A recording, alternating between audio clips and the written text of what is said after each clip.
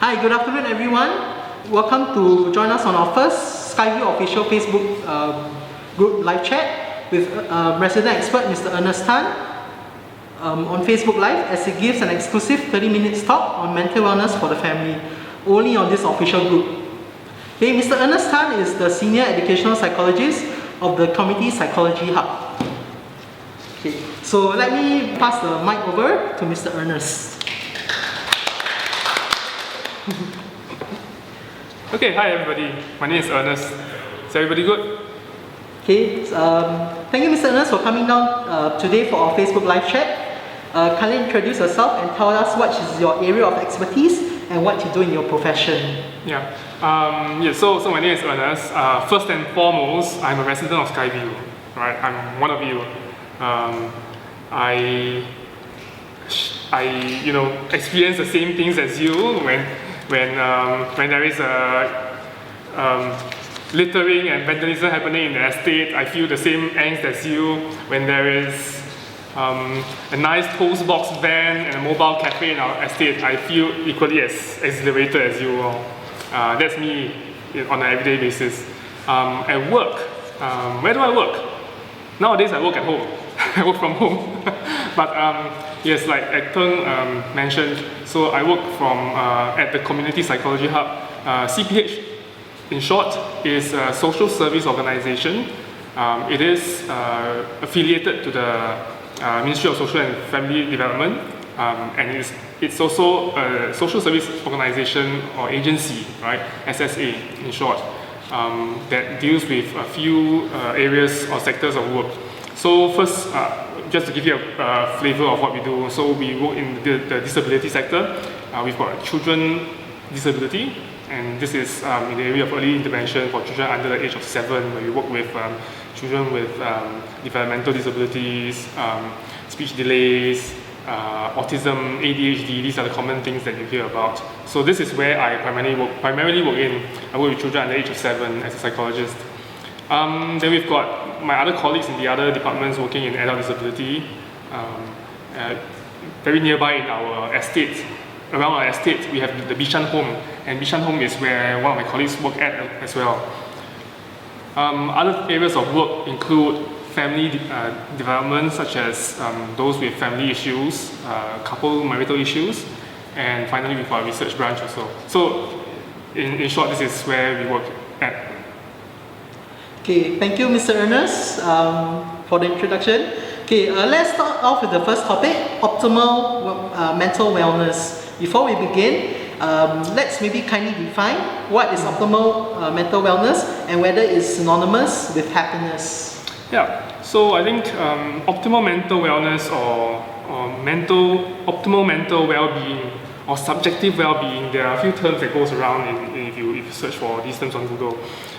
Basically, there are many definitions, but one that is commonly used and I prefer myself would be this definition that is developed by a psychologist called Martin Seligman.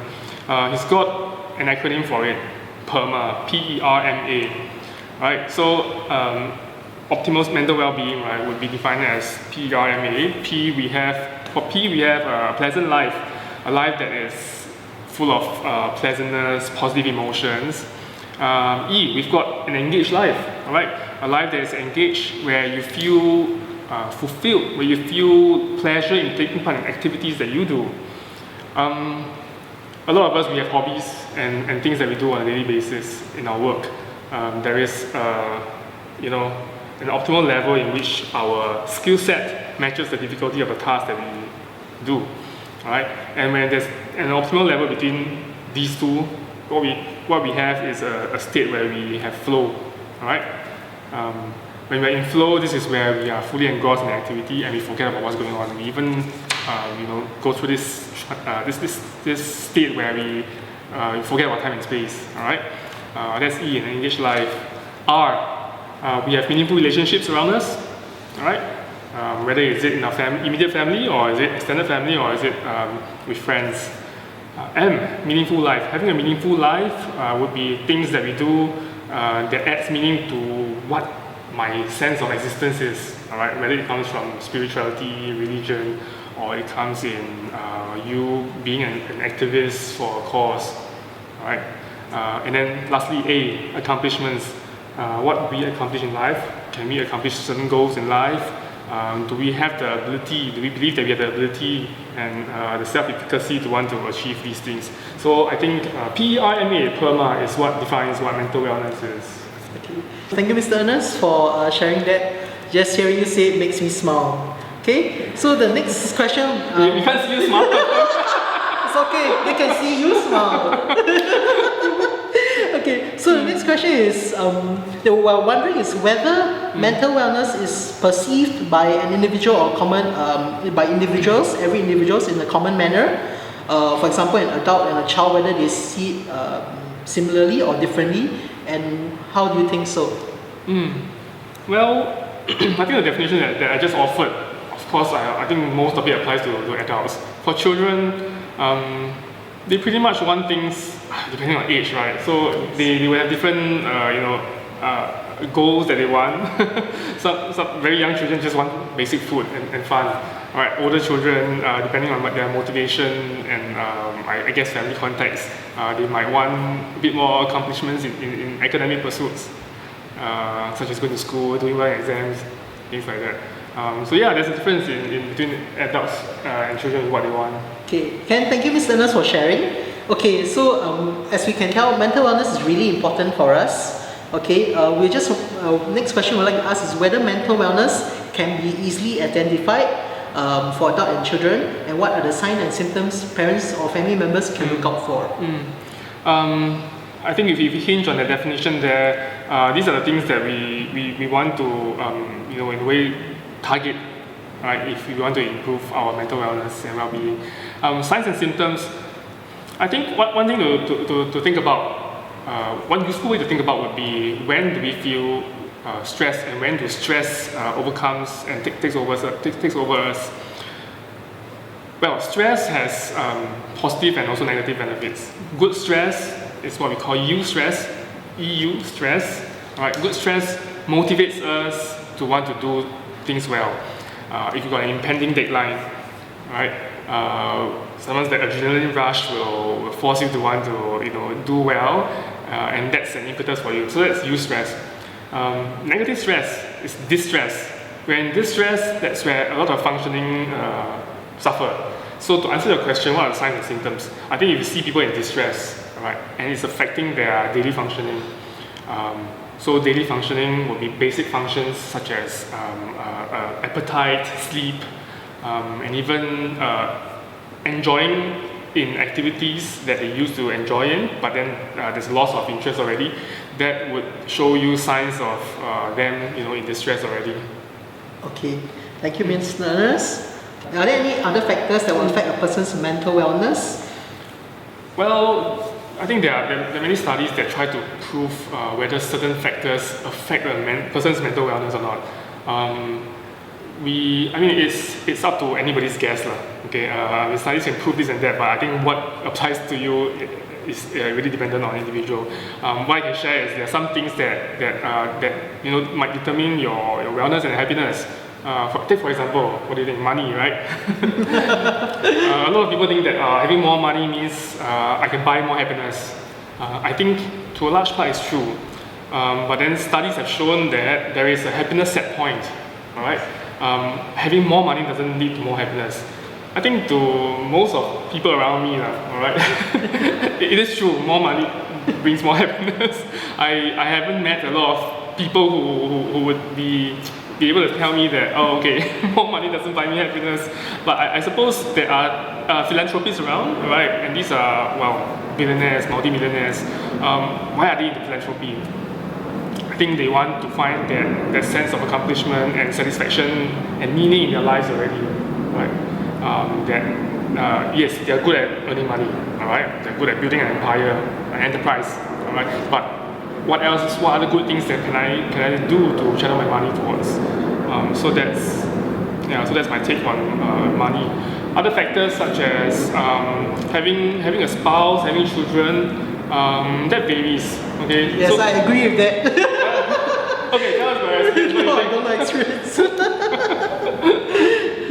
Okay, yeah, but as you mentioned, I really agree with you. As humans, we are really bad at effective forecasting.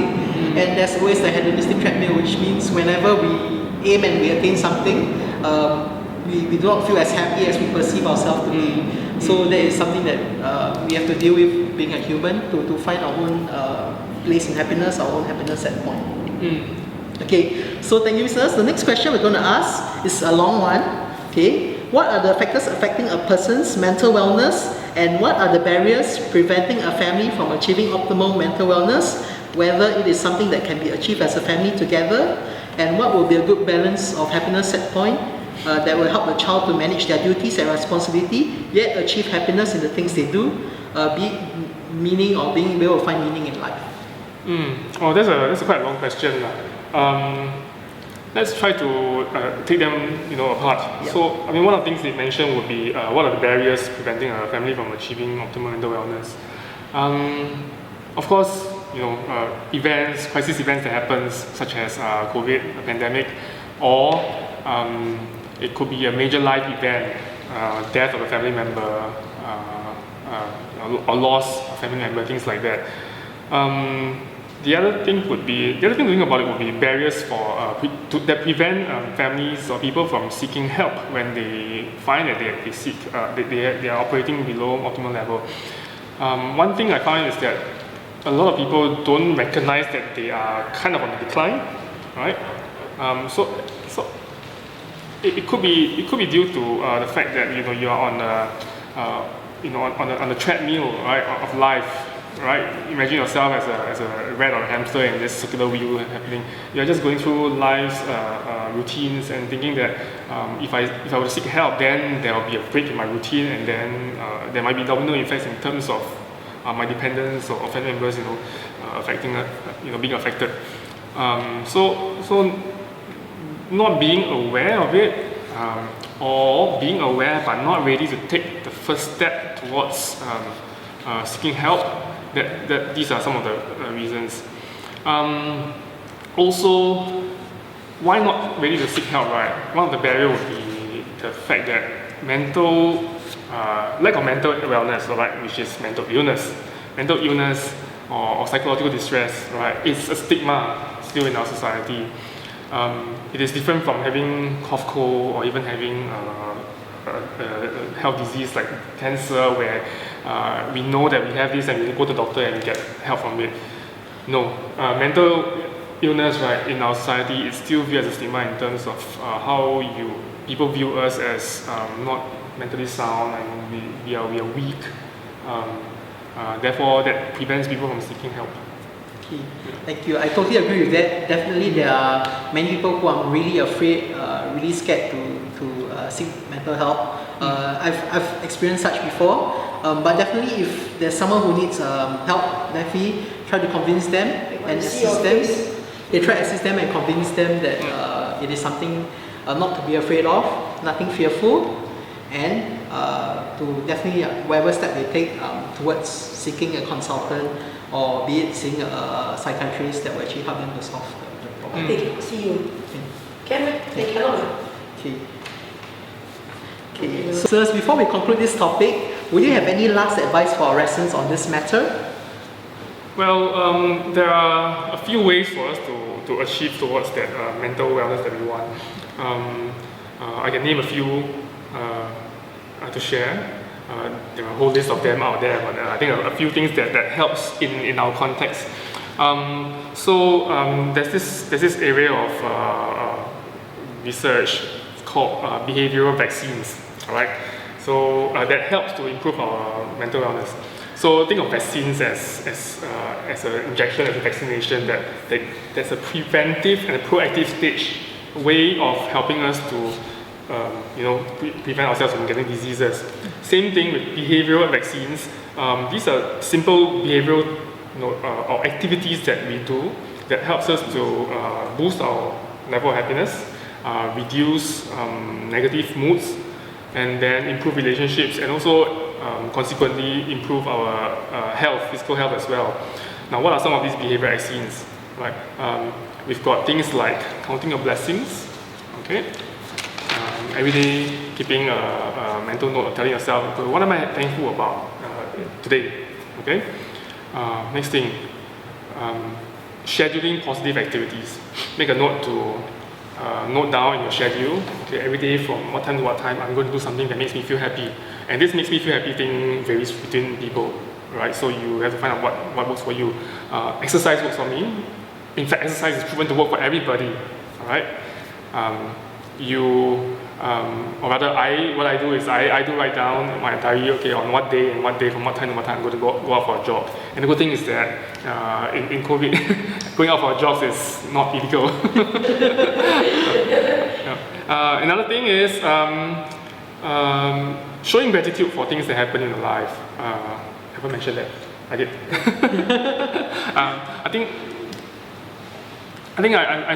I'm specifically enamored every time when I log on to the Skyview official, or rather there's an unofficial one also, Skyview group page, and I see people thanking residents or management agents or our contractors, security officers and cleaners about the good job that they've done, right? And I'm particularly enamored by that.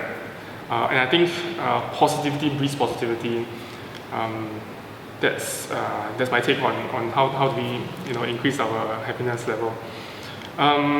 One more thing would be how do we maintain good relationships? As I mentioned, relationship is one of the key ingredients of optimal mental wellness, right?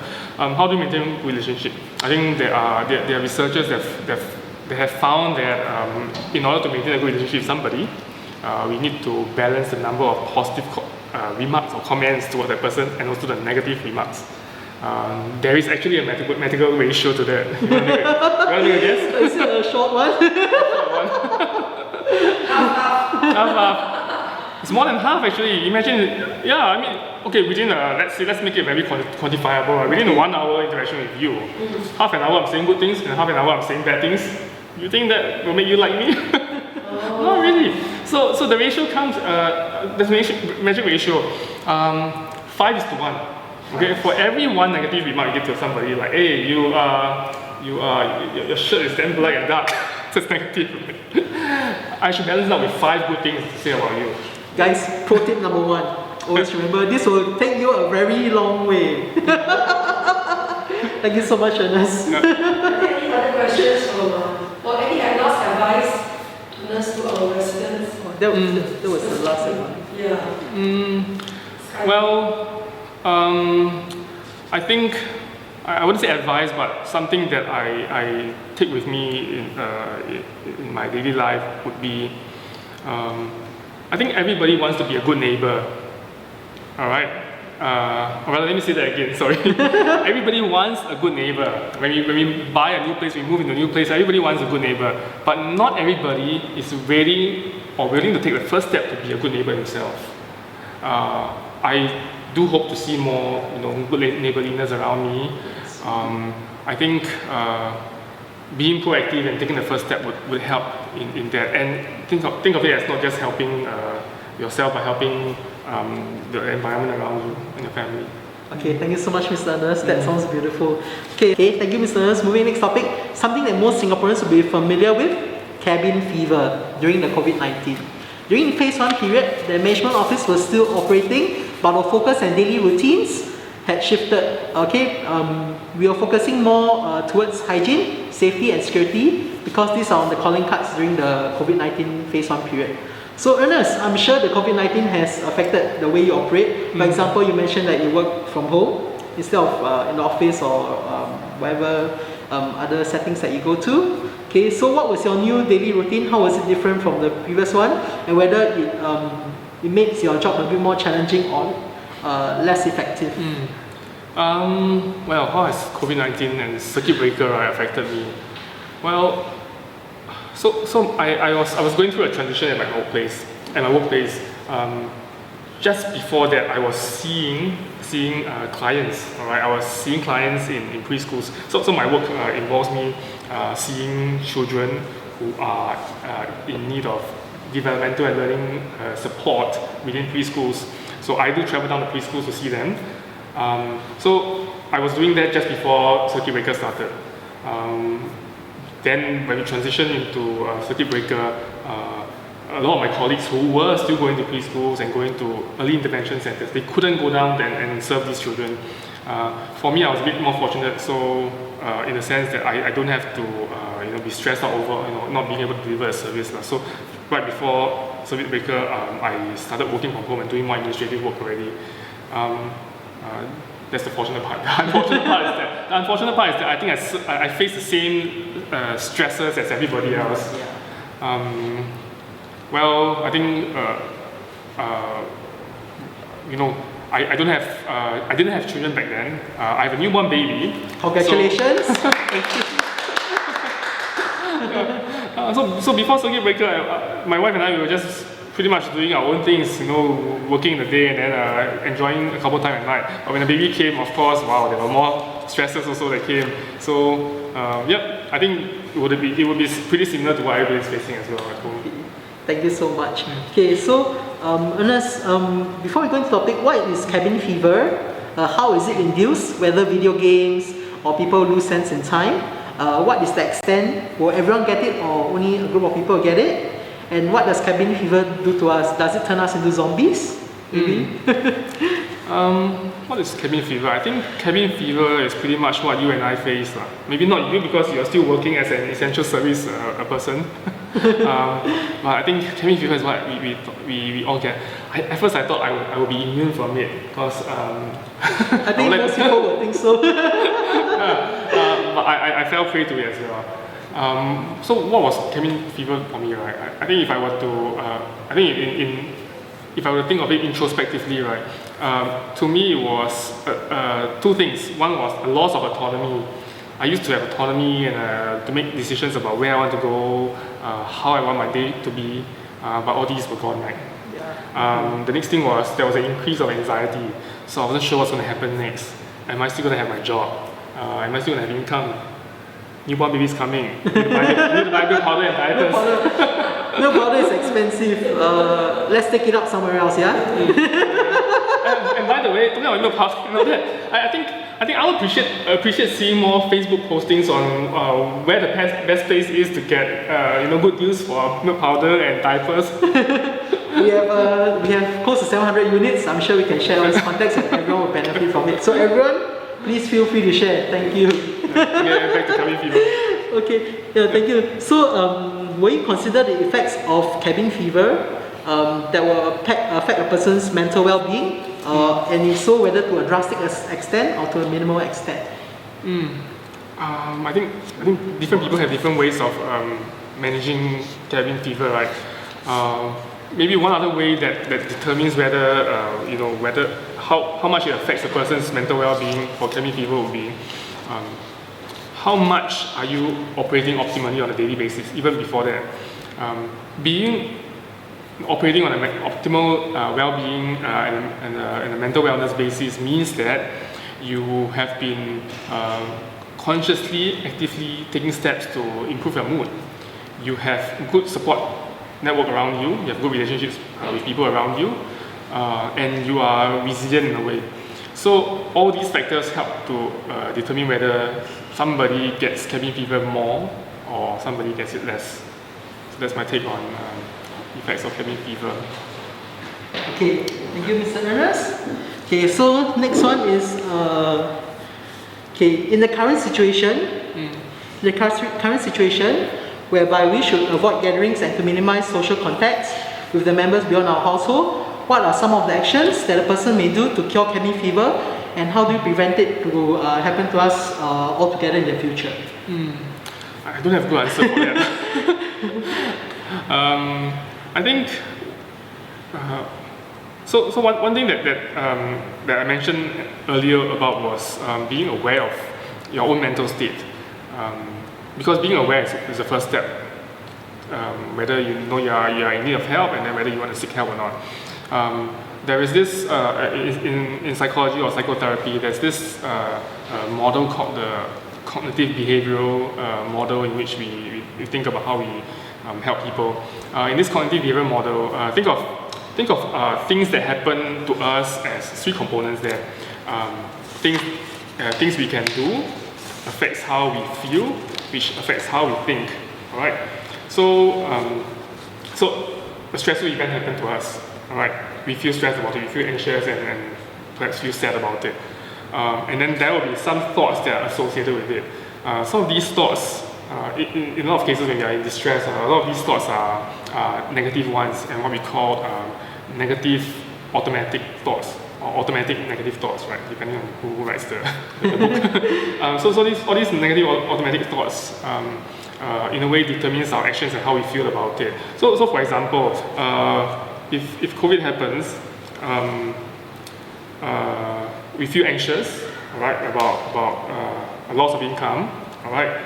Things that come to my mind would be, oh dear, I won't be able to support my family members. There's no money for me, and I can't tide through this period of time. So being aware of what thought comes to your mind helps. Okay, now the next step is how to help, right? If there's loss of income, I think one of the things that you can think about would be ask yourself, is it true? Is it true that you are not being able to support your family in these few periods of time? Is it true? No. Ask yourself, do you have savings to survive? Are there government grants and disbursements for you to manage on? These are not a panacea. We don't have deep pockets in government funding, right? And our own personal savings. But I think it's something that the step of getting us to challenge our negative automatic thoughts helps us to manage better. So that's one way that I can share with everybody. Okay, some people actually have it, some people need some more time to nurture it. So yeah, but definitely this kind of self-reliance and finding your own manner or ways of solving a problem is very important to everyone, because even though we are living in this very pampered state, we always need to be able to expose ourselves occasionally to these kind of issues and be able to gain experience, gain some insights on certain matters. Okay, thank you, Mr. Ernest. So moving on to the next topic. Okay, managing stress and anxiety for parents and children in light of school disruptions. So Ernest, just now we have heard I think I agree with you, most children will definitely like to spend their days having fun, playing around, and the children nowadays are very different from our carefree days, because now they have a lot more academic stress, everything's more competitive than maybe 30-40 years ago. And what would you say? Would you say that the circuit breaker period is a time that children that their academic pursuits take a backseat, because they no longer need to go to school and only need to spend that short amount of time every day for school? And in your opinion, whether the kids, do you believe they will enjoy this school disruption or the one that happened before? I think kids definitely will enjoy the school disruption, being able to stay at home and play games. In fact, I'm reminded of recent MOE Facebook posting, right, where they showed a family, they showcased a family who parents who found it difficult to manage children because they found that they're on their laptop or their iPad and they're actually playing games. Then of course we've got those who are very academically driven and they really major exams coming and they really need to take the exams. So yeah, I think there's a mix of everything. Yep. Yeah. Okay, thank you. Okay, so what are the biggest causes of stress and anxiety for parents and children in today's context? Would you perceive a certain level of stress and anxiety to have a positive impact on a person's mental well-being? I think a lot of times the stress and anxiety is very dependent on context and individual and the social environment we live in. We live in a very competitive society. Our country thrives on economic competitiveness, and that trickles down to our education system. And therefore, the stress and anxiety a lot of time is passed on to the children. Okay, the child doesn't know anxiety and stress until teachers and parents harp on it. So some parents know you're guilty of giving your child some training, some experience before they actually go to school. So we know, it can be very stressful in this environment. It'll be like things like studies, most likely, or other maybe academic pursuits or non-academic pursuits like musical or sports, etc. Okay, so what are some of the signs that parents can look out for in their children to tell they have been overloaded with tasks or are under a lot of stress? Signs and symptoms to recognize. Well, I think children, by and large, they are very, and they are like an open book. They're happy or they're sad, they're angry, they're frustrated, and all that, they will show it. either in their words and their deeds. So I think parents are the best gauge of their child's emotional thermometer inside them, and yeah, parents are pretty much tuned into children. Thank you. But actually, I'm quite curious. I've seen some like more those Channel 8 dramas. I'm sure you'll watch. Sometimes the kids will not really physically express it a lot. It'd be like very small things they stop doing or things they do out of the norm. Do you see such cases as well? I think that's a good point there. We typically like to think of anger and stress and all that as outward expressions, slamming door or throwing things, shouting, screaming. But there's another category of behaviors that we should also look out for. That's where when we see children withdraw themselves to give you a bit more technical terms for it, those outward expressions are what we call externalizing disorders and externalizing problems. The internalizing problems are things that don't show out. They keep it within themselves, and the effects are seen in how it affects their mood and their view of their self-worth, self-esteem, and confidence. So of course these things are felt inwardly, but things that you can see outwardly would be the more withdrawn, they keep quiet, keep to themselves, stay in a room, not talking much. Okay, thank you so much. Okay, so definitely the parents will be the best thermometer or the best gauge for children, because you know your children well, and then especially for this kind of small stuff, it'll be easier for them to pick up as well. Okay, and whenever that happens, of course, you want to seek professional advice or professional assistance if it goes beyond what the parents can handle. Okay, so next question. So during school disruptions, students have some work to catch up, and the anxiety doesn't solve problems. Okay, so kids' anxiety doesn't solve problems. Okay, so what gradual steps would you recommend for these students or their parents or family to take in order for them to fall back to the right track, to slowly assimilate themselves or acclimatize themselves back to the academic pursuits? I think some of the points that I mentioned earlier would help, such as being aware of our own mental state, parents tuning in and guiding them. Guidance important. So in terms of emotional things that we can help emotionally, right, would be for parents to take a back seat and take a step back and not to react straight away. There is this maxim that's often used in parent training would be you respond, don't react. Okay, you don't react straight away to a child who's frustrated, but you can respond to it in more constructive ways. So that's the kind of emotional things that we can do. Other things would be try to maintain a fixed routine for daily lives as much as possible. I know we used to have a routine of going to school and a set time and place for things, even though the place factor is out, but the time factor in terms of what time is dedicated for learning should be in place during circuit breaker measures. Yeah. So creating schedule instead of just study. You need to study, play a bit, and then study for play. Yes. Awesome. So next is a very subjective question. Okay, moving on to parents. Generally, from what I observe, based on Singapore's social construct, parents always have big dreams and high hopes for their children. Okay, please comment below if you agree with me. Okay, whilst we all want to be super parents and have super kids who are well-rounded and capable in any aspect, okay, where should parents draw the line? Where should parents draw the line? It's hard, I think when I think back on my myself before I have a baby and versus after having a baby, it's hard to detach myself from the hopes and ambitions I have for this baby that I created. How do I draw the line? I think there are some things that we can tell ourselves. Ultimately, I think it all boils down to how you and your spouse keep each other in check and talk things through and be aligned with as much as possible you want in terms of your child upbringing. Yeah, definitely it would be great if you have both parents working towards your child.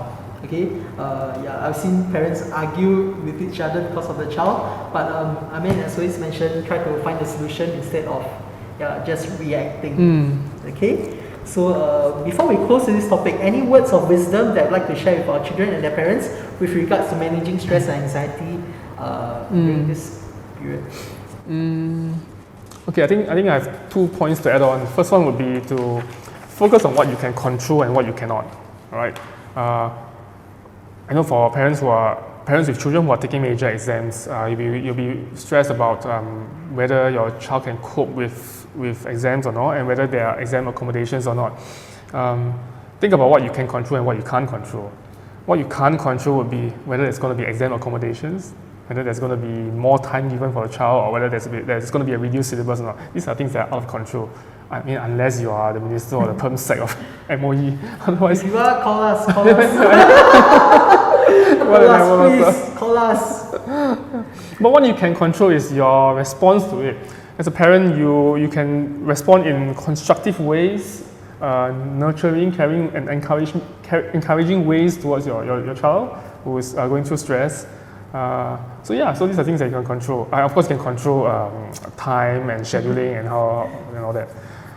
Second thing would be for parents to think about what other things there are in deciding whether your child grows up to be successful or not. Success to a lot of us Singaporeans would be income and job and profession and all that.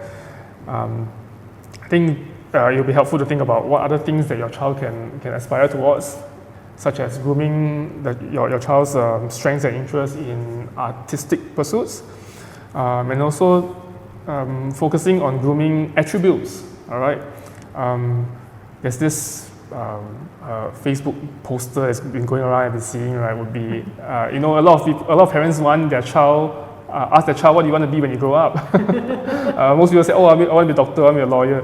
But not many people will say, when I grow up, I want to be kind, I want to be honest. Oh yes, I agree. So these are things that we can aspire for our children to have as well. Thank you, we really enjoyed that. Okay, kids, I'm sure you also agree with me, or parents, I'm sure you agree with me, when your ambitions as a kid, right, as you grow up, as you age, the ambitions change. Okay, so comment down if that is you. Okay, so we have taken all the questions from Facebook. Thank you, Mr. Ernest. Really appreciate what you're doing for us today. We understand that what you're doing today, right, is on your own accord. You are taking time down. You're not making anything. You just want to make our estate more friendly and a better place to live in, to help people with finding solutions to their mental or social problems for this period. Okay. And I want to acknowledge also to the MA and the MC that the things that you do and the initiatives that you come up with are such good intentions that even though it takes time away from me, but I would say it's the good intentions behind it are things that I cannot reject. Thank you so much. Thank you. Yeah, this one is actually by our subcommittee as well as management, so we're really, really thankful and happy that today we have a professional Mr. Ernest with us. So, Mr. Ernest, thank you so much for your time. Okay, any parents that's watching this video would like to seek help of the well-being of their children, okay, there are a few care hotlines you can call. I'm going to read this slowly. So, first one is you can call the National Care Hotline. Okay, the number is 6202 6868.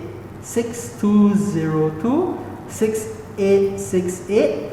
And of course, if it's life and death crisis, like someone is going to get injured, or someone is touch wood, want to take their own life, okay, definitely can proceed to call the police without any delay. Okay, so if Mr. Ernest is a very handsome guy, so if you see him in the lift, you can thank him and you can say hi to him. Sadly, he's married. I've tried lying him, it doesn't work. So, okay, so next we will actually have our chairperson.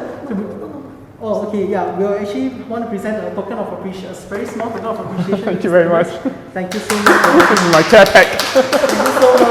Thank you. Yeah, we hope to see you again.